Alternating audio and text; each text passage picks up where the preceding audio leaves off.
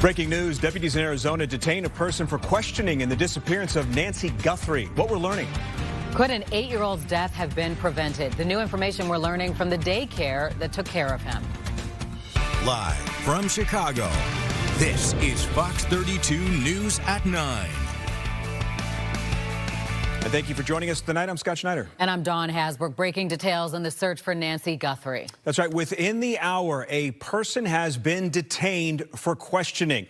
Now, at this time, they have been described as someone who is being detained, although not a suspect. Meanwhile, new videos, as we've reported, have been released of a potential suspect. That happened earlier today.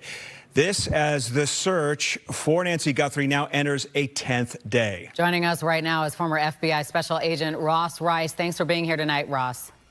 Always a pleasure, Dawn. Thank you. So obviously this is moving at a much faster clip, it appears. We heard earlier today that agents flooded the neighborhood again after these pictures were released. What do you make of everything that's happening so quickly tonight? Well, when the door camera video was released today, I thought this is a huge break in the case. While you don't have a clearly identifiable image of that person because they took steps to conceal their identity, that's a great lead. And knowing the FBI the way I do, they probably have more video and more information at their disposal that they're not releasing. They put this video out in the hopes that somebody would recognize the person through their clothing, mannerisms, the backpack, and any number of things. They obviously don't know who this person is, and they're asking for the public's help. But I think within the next 24 to 48 hours, we're going to have resolution to this case. That's an interesting notion. You mentioned those identifying perhaps features that someone may recognize. Gait analysis may be one of them. I want to ask you, Ross, do you think that it is likely that it is more than a coincidence that on the same day that we get the release of this video through Google that they are detaining somebody of interest? No, it's not a coincidence. And, you know, there's an anomaly there. The person is detained, but apparently they're not being considered a suspect. Well, those two things to me are mutually exclusive. If someone is detained, they're in custody. They're not free to leave. And that generally only happens when you think someone has committed a crime.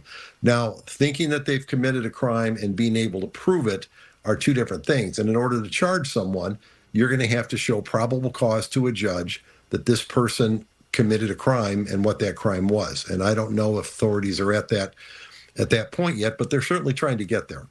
Based on your work, Ross, and the timeline here, you know, we've seen videos of Savannah saying that she believes her mom is still alive. What do you believe at this point and now the 10th day? Oh, that's a tough question. I'm sure the Guthrie family is holding out hope that their mother is going to be returned safely, and I think we all feel the same way.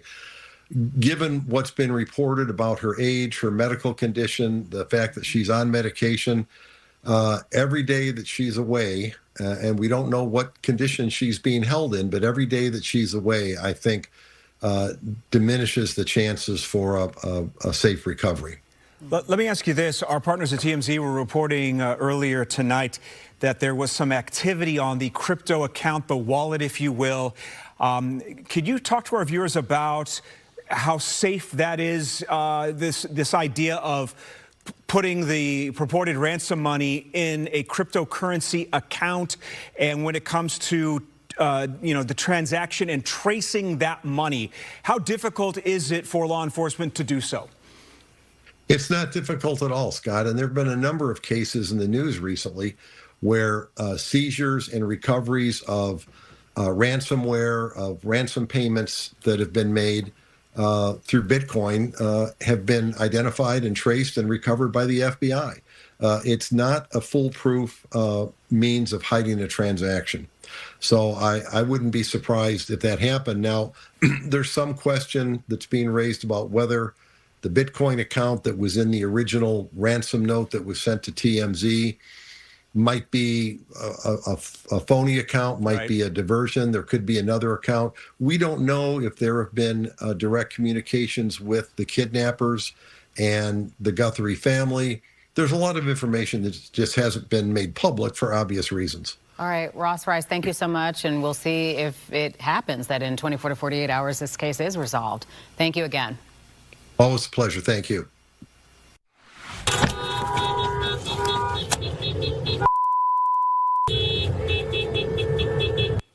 New tonight, newly released body cam video and court documents were just released in the Marimar Martinez Border Patrol shooting last week. A judge ruled in favor of that release, something Martinez asked for when she testified on Capitol Hill last week. Our digital team combing through everything right now. We are posting updates on our website as well as more video clips, and we'll have much more analysis tomorrow. An 8-year-old boy is dead. His mother and her boyfriend tonight are facing charges. Now, a daycare director says she tried to warn DCFS. Our Leslie Moreno spoke with her.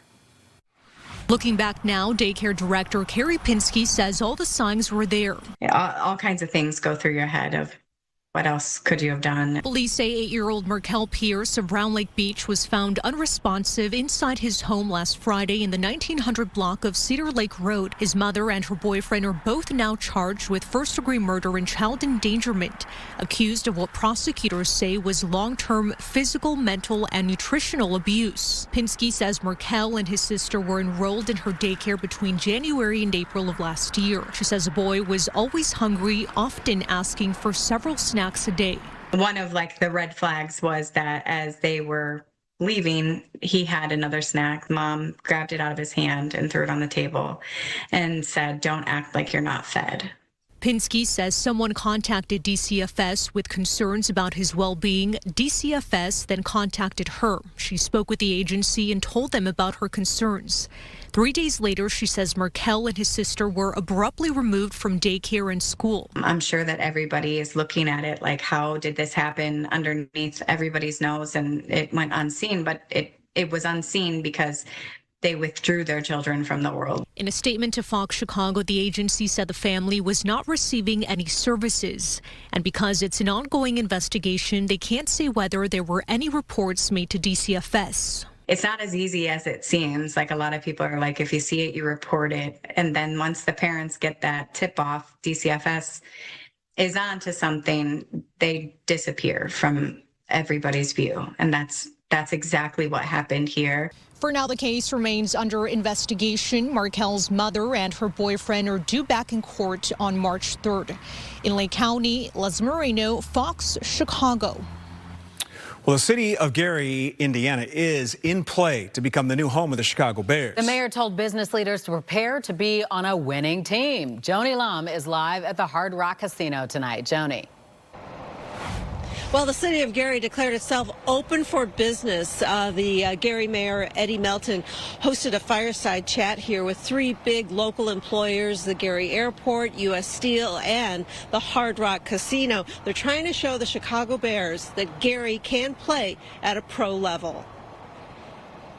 Mayor Eddie Melton kicked off the economic news, saying Gary is in motion, leaving the dark times in the past, investing in a business climate to push the Chicago Bears to Indiana. I'm not blinded by the fact that a lot of communities and a lot of people have this stigma about Gary. The city of Gary has the audacity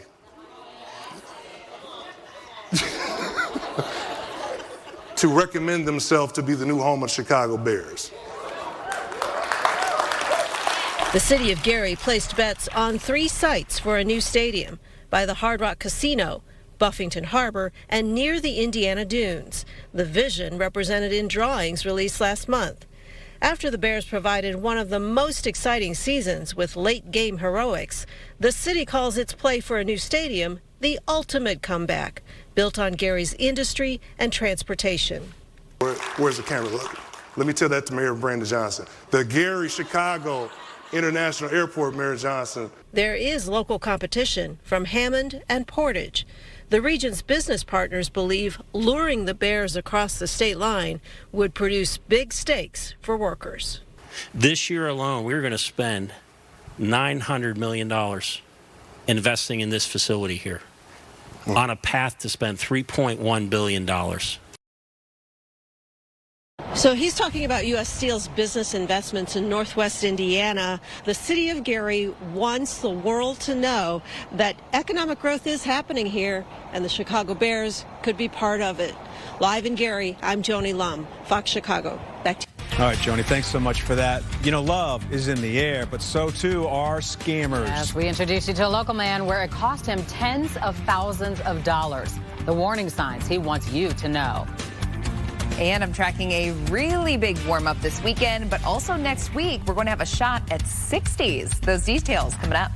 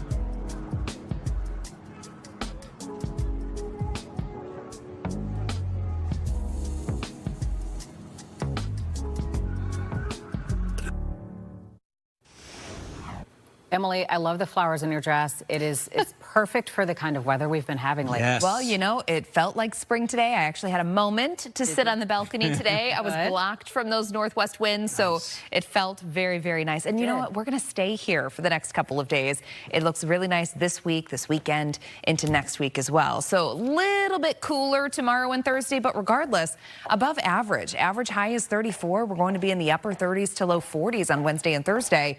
And then this weekend, I actually boosted my high temperatures pretty significantly in comparison to what it was looking like it was going to be 24 hours ago. So upper 40s expected for your highs on Friday and Saturday. I think by Sunday, we're pretty easily looking at a high temperature of 50. Now, your temperature outlook, this is taking us through next work week. So Monday through Friday of next week, we're still strongly favored to see above average conditions. In fact, we have several models that are trying to bring us into the 60s going into next week. So as early as Tuesday, we could be seeing some 60s sneaking into the area.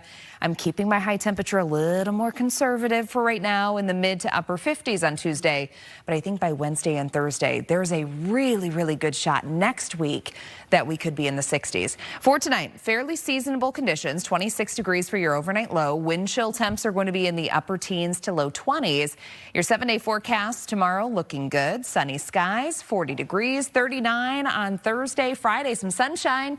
And then for Valentine's Day, things look great. We'll have a high temperature of 48 under partly cloudy skies. Let's take a check of our weather pick of the day. Things are looking good out there. If you have weather pictures, by the way, go ahead and send those to our Fox 32 weather app. We'll be right back.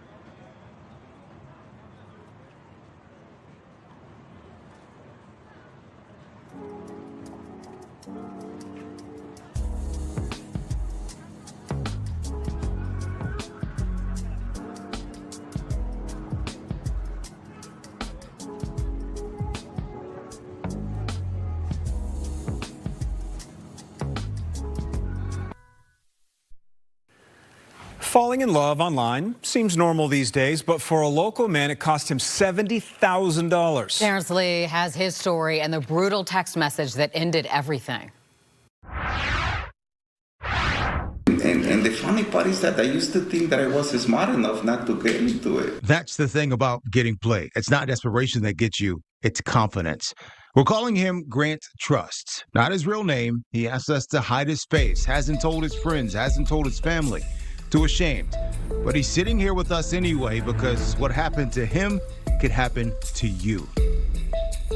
And it was heartbreaking. I mean, I couldn't believe it, obviously. But It started on Facebook dating. Normal profile, normal conversation. We verified everything he told us. Police reports, FBI complaint, Better Business Bureau filings, screenshots from the chats and apps. He reported it all. He showed us her photo. This is Kay. honestly, it did. You get excited, right? I mean, she's beautiful. She's good looking, and she talks to you nice. And it took at least a month or two to really get to know each other in a way, obviously talking every day. And yeah, emotionally, you get attached. This wasn't fast. That's important. Months of talking every day. FaceTime, routine. It felt real, which is why it worked. It's called confirmation bias. When we see something that we truly want to be true, we will confirm it is true for ourselves, even though something within us knows it's too good to be true. Former FBI undercover operative Eric O'Neill says something inside us knows better. We just don't listen. You feel disappointed, you feel betrayed, you have everything. And plus, you know you're losing all this money. Kate told Grant she was making money trading crypto. Said she'd show him how. Start small, $100. The app showed profits. He tested it, withdrew a few thousand. It worked. So he kept going and going. Took out a $40,000 loan. Lost $70,000 total. When he finally tried to pull out more, the app locked him out.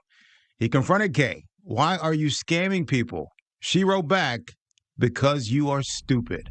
I went back to this the Facebook dating app, and I found her with other profile, with other names, same pictures, other pictures. We always say, think from the mind, from the head, not from the heart, because the moment you have relinquished your logic, that's where you lost the battle. We show cybersecurity expert Ethan Ravi this photo. Took him 5 seconds to spot it. AI, it's letting scammers run industrial scale fake love. AI usage when it comes to cyber criminal and fraud related cases has spiked by 70% in the past 12 months alone. He says they're not hacking systems anymore, they're hacking people, and it's all built for people who think they're too smart to fall for it. I couldn't talk to nobody, trust me, and nobody knows about this. Because it's a shame, it's embarrassing, and I want people to learn from my mistakes. Grant doesn't think Kay was just one person. O'Neill and Ravi agree. They believe it's an organized network, a whole industry banking on you, then looking for help. After you lose all this money, and then you keep asking questions, and you start getting all these lawyers' ads telling you that they will help you and investigate and blah, blah, blah. And I lost another $3,000 investing money to try to get legal aid, to follow this trace with these people, and it's another scam. You think you'd never do that, but last year in Illinois alone, people lost $36 million to romance scams. Nationwide, $1 billion. O'Neill used to catch spies. Now he tracks scammers. So does Ravi. His company helps people like Grant get back what they lost. Both say this doesn't stop at dating or adults.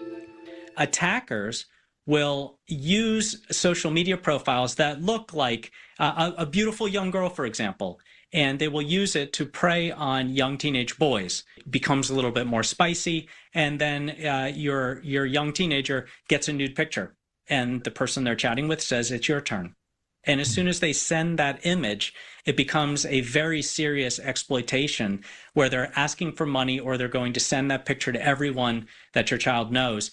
And there have been a number of cases, about a dozen in the last few years, where teens have committed suicide out of the shame and the fear. The shame, that's what keeps people quiet. Grant's not silent anymore. He's in therapy now. He deleted all dating apps on his phone, and he's paying off his debt every month for at least a year, maybe longer, while police investigate.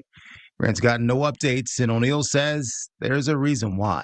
These sort of offenders are everywhere. Most of them are overseas, and that makes it very difficult to punish them for the crimes. They're in places that can't be extradited. There's a lot he doesn't know. When Kay will be caught, when he'll be able to trust again, when he'll find someone to love. But he knows it's worth the wait, just not at any cost. We are humans. I will hate to say not to fall in love, not to follow your feelings, but unfortunately, we have to be very careful. I mean, it's unfortunately, I mean, a lot of people out there get to know the person, don't put any money on it. Yeah, no kidding. Keep it right here. One final check of the forecast straight ahead. Plus, Fox 32 wants to highlight famous Chicagoans during this Black History Month. Today, we highlight former Chicago Alderman Oscar Stanton DePriest. Born in 1871, died in 1951. He represented the 2nd Ward from 1915 to 1917, becoming the first black alderman. His house in the 4500 block of South King Drive is a national landmark.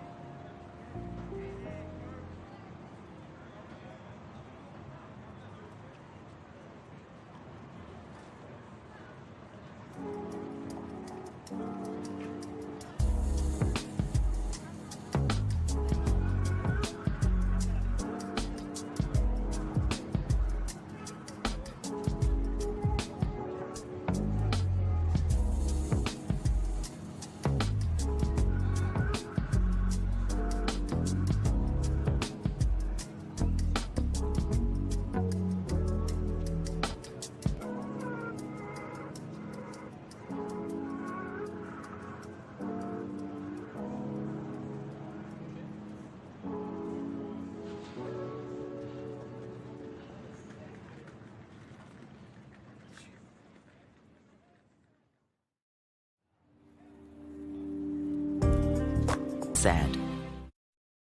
All right, a final check of your 7-day forecast. Tomorrow, 40 degrees, lots of sunshine on Wednesday, mostly cloudy on Thursday with a high of 39. And then we are in the upper 40s Friday and Saturday for Valentine's Day. By Sunday through early next week, we are in the 50s. Nice. Hey, we're out of time at 9. Thanks for joining us. First and North is straight ahead. Good night. It's showtime. Time to find your new Ford with amazing auto show deals across the full lineup, like Ford Explorer, the best-selling SUV of all time, the built Ford Tough F-150, and the built Wild Bronco family with standard 4x4 capability. They're all here with the deals you need. Hurry, because it's showtime. Choose FlexBuy on a new Explorer and get 3.9% APR financing for 66 months, plus $1,000 auto show retail bonus cash, only at your local Ford dealer. Race the savings now at Menards. We carry a great selection of automotive products, including AC Delco automotive batteries. They set the standard for performance and come with a 36-month free replacement warranty. Right now, get a $20 mail-in rebate on all AC Delco batteries. Power up your devices with Energizer batteries. Nothing outlasts the long-lasting power of Energizer Ultimate lithium batteries. Get a 4-pack of lithium batteries for $9.99. Save big money at Menards. The Chase Ink Business Premier Card is made for people like Sam who make everyday products designed smarter. Like a smart coffee grinder that orders fresh beans for you. Oh, genius. For more breakthroughs like that, I need a breakthrough card. Like ours, with 2.5% cash back on purchases of $5,000 or more. Plus unlimited 2% cash back on all other purchases. And with greater spending potential, Sam can keep making smart ideas a brilliant reality. The Ink Business Premier Card from Chase for Business. Make more of what's yours. First, at Shriners Children's, the world's most advanced scoliosis procedures are born here. In fact, we deliver access to the world's best doctors for nearly every pediatric orthopedic condition. We're delivering care without compromise is our promise. And kids can just be kids. Because being first always starts with empowering the extraordinary. Shriners Children's, the most amazing care anywhere. Some politicians play it safe and nothing changes. Melissa Bean is different. When Bean voted for Obamacare, she knew it might cost her an election, but it was worth it to provide health care for millions. Now, Trump and the